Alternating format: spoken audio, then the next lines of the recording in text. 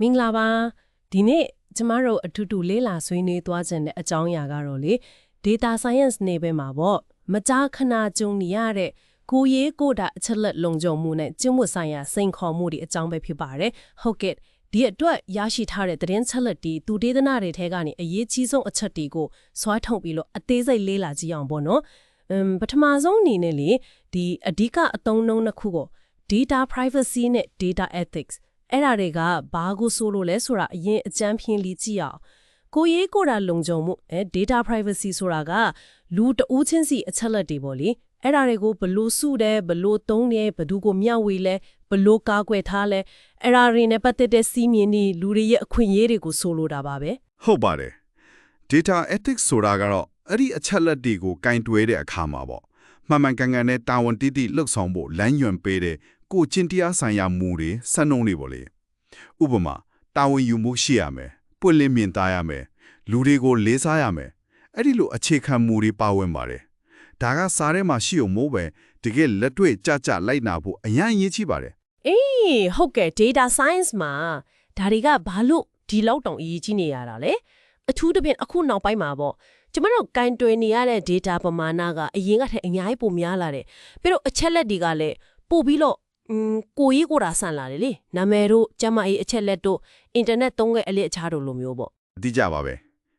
ဒီလိုမျိုး sensitive ဖြစ်တဲ့အချက်လက်တွေကိုကျင့်ဝတ်ပေါင်တွေကနေမကင်တော်ဘူးဆိုရင်ပြဿနာတွေအများကြီးတက်နိုင်တယ်ဥပမာအချက်လက်တွေပေါက်ကျသွားတာမျိုးခိုးယူခံရတာမျိုးနောက်တစ်ခုက algorithm တွေကနေတဆင့်ခွဲခြားဆက်ဆံမှုတွေဖြစ်လာနိုင်တယ်ဥပမာလူမျိုးတစ်မျိုးအုပ်စုတစ်ခုအပေါ်မှာပတ်လိုက်တဲ့ဆုံးဖြတ်ချက်တွေချတာမျိုးပေါ့အရေးကြီးဆုံးကတော့လူတွေရဲ့ယုံကြည်မှုဆုံးရှုံးသွားနိုင်တာပဲဒီယုံကြည်မှုဆိုတာအဓိကကြပါပဲကျင့်ဝတ်နဲ့ညီလှုပ်ဆောင်မှသာအသုံးပြုသူတွေပြည်သူလူထုရဲ့ယုံကြည်မှုကိုရမှာလေပြီးတော့ဒီကျင့်ဝတ်တွေကအချက်လက်စုတဲ့အဆင့်ကနေစပြီးတော့သိသိတာခွဲခြမ်းစိတ်ဖြားတာဖြန့်ဝေတာထိမ့်သိမ့်တာ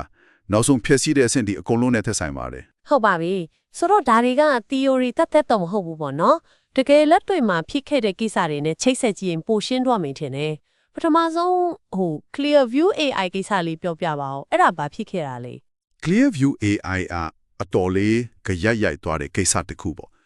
သူတို့ကဘာလုပ်ခဲ့လဲဆိုတော့လူမှုကွန်ရက်တွေတခြား website တွေအစုံကနေပြီးတော့လူတွေရဲ့မျက်နှာဓာတ်ပုံတွေကိုလေbillion နဲ့ချီပြီးတော့သူတို့ပိုင်ရှင်တွေရဲ့ခွင့်ပြုချက်လုံးဝမရှိပဲစုဆောင်ခဲ့တာဟာ billion နဲ့ချီပြီးခွင့်ပြုချက်မရှိပဲနဲ့ဟုတ်ပါတယ်အဲ့ဒီလိုစုထားတဲ့အကြီးကြီး database ကိုသုံးပြီးတော့သူတို့ကမျက်နှာမှတ်မိတဲ့နည်းပညာတစ်ခုတီထွင်တယ်ပြီးတော့အဲ့ဒီစစ်ကိုရဲတပ်ဖွဲ့တွေပုဂ္ဂလိကကုမ္ပဏီတွေကိုပြန်ရောင်းချခဲ့တာအဲ့ဒီနေရာမှာအဓိကချစ်ဝတ်ဆိုင်ရာပြဿနာကဘာဖြစ်မလဲခွင့်ပြုချက်မရှိတာအပြင်တခြားဘာတွေစိုးရင်စရာရှိသေးလဲအဓိကပြဿနာတွေကတော့အများကြီးပဲနံပါတ်1ကခုနကပြောသလိုခွင့်ပြုချက်လုံးဝမရှိပဲ data စုတာဒုတိယကဒီနည်းပညာကိုအလွယ်သုံးစားလုပ်နိုင်ချေဖို့လူတွေကိုခွဲခြားဆက်ဆံတာစောင့်ကြည့်ထိန်းချုပ်တာတွေအတွက်သုံးနိုင်တယ်နောက်ပြီးတော့ဒီစနစ်ကဘလောက်မှန်ကန်တယ်လဲဘလောက်ပတ်လိုက်မှုရှိနေတယ်လဲ bias ဆိုတဲ့စိုးရိမ်မှုတွေလည်းရှိတယ်ဆိုတော့လေဒါကဥရောပရဲ့ GDPR လို့ကိုယ်ရေးလုံခြုံမှုဥပဒေတွေကိုရောတခြားနိုင်ငံတွေကဥပဒေတွေကိုပါချိုးဖောက်ရရောက်ခဲ့တယ်တော်တော်လေးပြင်းထန်တဲ့ကိစ္စပဲနော်လူတွေအင်တာနက်ပေါ်တင်ထားတာပဲယူသုံးလို့ရတယ်ဆိုတဲ့အမည်နဲ့ကိုယ်ရေးကိုယ်တာလုံခြုံမှုကြားကပဋိပက္ခလို့ပြောရမလားဟုတ်ပါတယ်အများပြည်သူမြင်နိုင်တဲ့နေရာကအချက်အလက်ဖြစ်ရင်တောင်အဲ့ဒါကိုအတိုင်းအဆမရှိယူသုံးခွင့်ရှိမရှိဆိုတာကအငြင်းပွားစေဖြစ်နေတော့မှာပဲနောက်ထပ်လူများစုနဲ့ပို့ပြီးယင်းနှိလောက်မယ်ထင်တဲ့ကိစ္စတစ်ခုကဟွာလေကက်ရုံပါကာလာတုန်းက Zoom မှာထိခဲ့တဲ့လုံခြုံရေးပြဿနာတွေအဲ့ဒါလေးလည်းနည်းနည်းပြောပြပါအောင်Zoom ကတော့လူတန်းလို့သုံးခဲ့ကြတာဆိုတော့လေလူသုံးအများများလာတဲ့ချိန်မှာပြဿနာတွေပေါ်လာခဲ့တာပေါ့အဓိကပြဿနာနှစ်ခုလောက်ထောက်ပြလို့ရတယ်တစ်ခုက Zoom ရဲ့ iOS app ကနေပြီးတော့အသုံးပြုသူရဲ့အချက်လက်တချို့ကိုလေ Facebook စီကိုတိတ်လေးပို့နေခဲ့တာအသုံးပြုသူတခြားအတိမပေးဘဲနဲ့ပေါ့ဟုတ်ကဲ့နောက်တစ်ခုကတော့လူပြုံများခဲ့တဲ့ Zoom bombing ဆိုတာလေအဲ့ဒါကိုယ့်ရဲ့ private meeting တွေထဲကိုအပြင်လူတွေကိုမဖိတ်ခေါ်ထားတဲ့လူတွေကခွင့်ပြုချက်မရှိပဲဝင်လာပြီးတော့နှောက်ယှက်တာမျိုးတွေမဖွဲ့မရပုံတွေပြတာမျိုးတွေအများကြီးဖြစ်ခဲ့တယ်အဲ့ဒါကလုံခြုံရေးအားနည်းချက်ကြောင့်ဖြစ်ခဲ့တာအဲ့တော့ Zoom ကိစ္စမှာတော့ကျင့်ဝတ်ပိုင်းရာဘလို့သင်ခန်းစာတွေရနိုင်မလဲ Clearview ကခွင့်ပြုချက်မရှိပဲ data စုတာ Zoom မှာကြတော့အသုံးပြုသူကိုအတိမပေးဘဲ data မျောဝေတာရဲ့လုံခြုံရေးအားနည်းမှုကြောင့်တိုက်ရိုက်အနောက်ရှက်ဖြစ်ရတာရဲ့ပေါ့ မှန်ပါတယ်နှစ်ခုလုံးကအရေးကြီးတဲ့ကျင့်ဝတ်ဆိုင်ရာချိုးဖောက်မှုတွေပဲ